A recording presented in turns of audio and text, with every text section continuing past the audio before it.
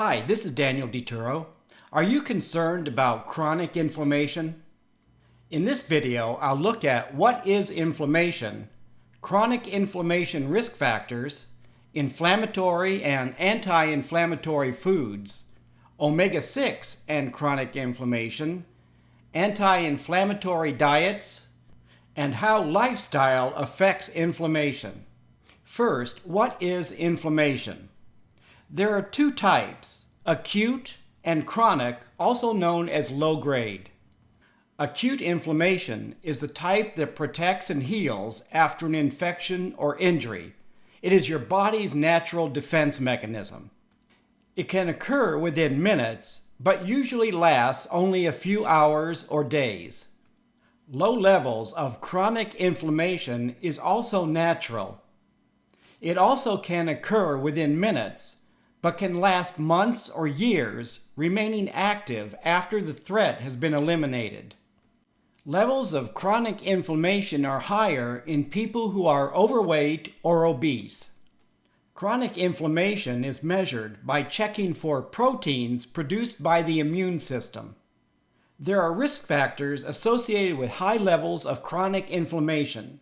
They include cancers, dementia, heart disease, type 2 diabetes, metabolic syndrome, muscle loss, and unhealthy weight gain.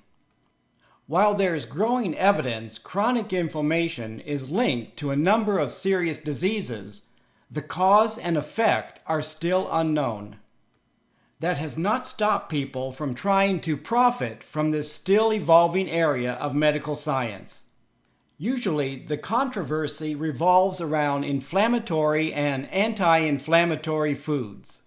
Your diet may increase the level of chronic inflammation, and then again, it may not. One theory, and it's just a theory, is that inflammatory foods oxidize easily. Oxidation produces free radicals, and free radicals cause inflammation. Inflammatory foods include red meat, processed meat, organ meats, fried foods, refined grains, alcoholic beverages, refined sugars, and artificially sweetened foods and beverages. Popular sugar and artificially sweetened energy drinks and vitamin waters may increase chronic inflammation. Anti-inflammatory foods include fruits and vegetables, especially those high in vitamin C, E, selenium, and the carotenoids, fish, mono and polyunsaturated fats, nuts, and seeds. Foods high in vitamin E and other antioxidants reduce free radicals and inflammation. A diet high in antioxidant foods may help reduce chronic inflammation. For example, inflammatory grains include corn and potato chips, refined grains, and foods with high fructose corn syrup. Anti-inflammatory grains are whole grains including whole wheat, quinoa, oats, barley, and brown rice. Inflammatory proteins include eggs, red meat, fried, deli, and processed meats. Anti-inflammatory proteins include chicken, turkey, lean beef, fish and seafood, and legumes. Fried vegetables, especially potatoes, are classified as inflammatory. Anti-inflammatory vegetables include dark leafy greens, cruciferous vegetables, sweet potatoes, red cabbage, mushrooms, onions, and tomatoes. There are no limits when it comes to fresh fruit. Low-carb dieters may fear them, but they are one of nature's low-fat, nutrient-dense foods. One of the biggest controversies revolves around fats and oils. Low-carb diet plans rave about using inflammatory bacon, lard, butter, and coconut oil. They condemn anti-inflammatory canola oil as being an industrial oil while praising flax, avocado, and extra virgin olive oil. As I've mentioned, beverages to avoid are sugar-sweetened, high fructose corn syrup sweetened, artificially sweetened, and artificially colored. Anti-inflammatory beverages include water, low-fat dairy, black and green teas, soy, and almond milk.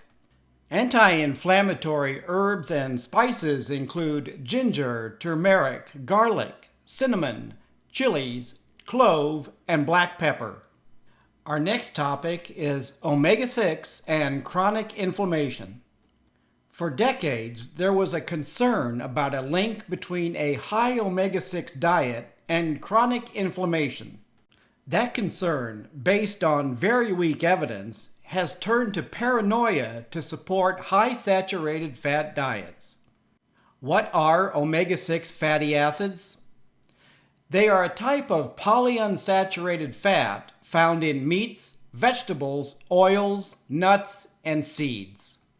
In the Western diet, omega-6 typically comes from vegetable oils like safflower, soy, and corn.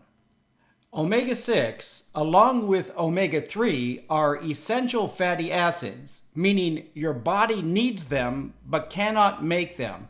They must come from your diet. Regardless what fad diets claim, no one knows the ideal ratio of omega-6 to omega-3.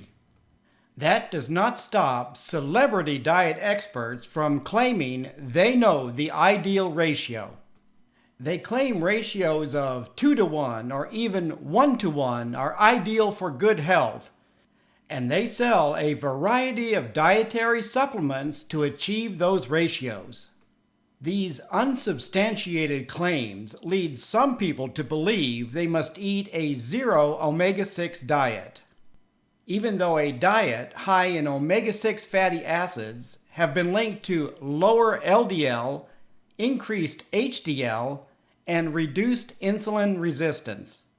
In most cases, the problem is not too much omega-6 fatty acids, but too many high-calorie, highly processed foods made with refined flour and sugar. What diets are considered anti-inflammatory? It depends on who you listen to. Most experts agree low-carb, paleo, and fad ketogenic diets are inflammatory, while the DASH, high vegetable protein, Mediterranean, and vegetarian diets are anti-inflammatory. Is an anti-inflammatory diet a cure-all for chronic inflammation? If you believe the low-carb diet experts, the answer is yes. As I've mentioned, many popular low-carb diets are high inflammation diets. Low-carb diets usually include eggs, beef, pork, bacon, butter, and coconut oil. While these foods may not be inflammatory when eaten in moderation, many low-carb diets place no limit on how much you can eat. Some low-carb diets emphasize eating organic, pasture-raised eggs and meats that are higher in omega-3, but they are still high in omega-6. For example, the brown organic egg has a 5-to-1 ratio of omega-6 to omega-3. The mass-produced white egg has a 14-to-1 ratio. But the difference in omega-6 between the two eggs is almost negligible. By comparison, the vilified high-sugar banana has about 65 milligrams of omega-6 and a ratio less than 2-to-1. Chronic inflammation can be caused by diet and lifestyle. Eating an anti-inflammatory diet is only part of the solution if your lifestyle contributes to chronic inflammation. In addition to your diet, there are lifestyle changes that can reduce chronic inflammation. They include not smoking or vaping. The chemicals in smoke triggers your body's immune system. Avoid a sedentary lifestyle. Walking is one of the best forms of exercise. 30 minutes a day can reduce inflammation and other lifestyle-related health risk factors. Get plenty of sleep to allow your body time to repair itself. If you're not getting enough sleep, Talk to your doctor. Avoid or control chronic conditions like high blood pressure, cholesterol, and blood sugar. Maintain a healthy weight. Being overweight or obese increases your risk of chronic inflammation and many other lifestyle-related illnesses. Get nutrients, including antioxidants, from your diet, not from supplements. Please leave a comment if you have any questions about this video. Thank you for watching, and healthy eating.